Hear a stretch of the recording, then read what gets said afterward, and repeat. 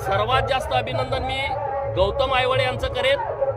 एका उपेक्षित समाजातला, एका छोट्या समाजातला माणूस एका प्रस्थापित पुढाऱ्याच्या मुलाच्या विरोधात उभा राहतो, प्रस्थापित व्यवस्था उद्ध्वस्त करतो।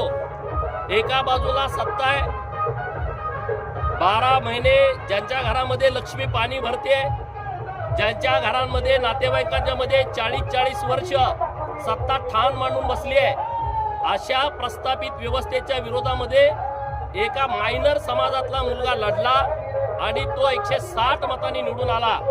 डॉक्टर आर्ली साहेब निवडून आले, त्याचा मला जितका आनंद आहे त्याच्यापेक्षा काही पट आनंद हा एक सामान्य घरातला पोरगा निवडून आला।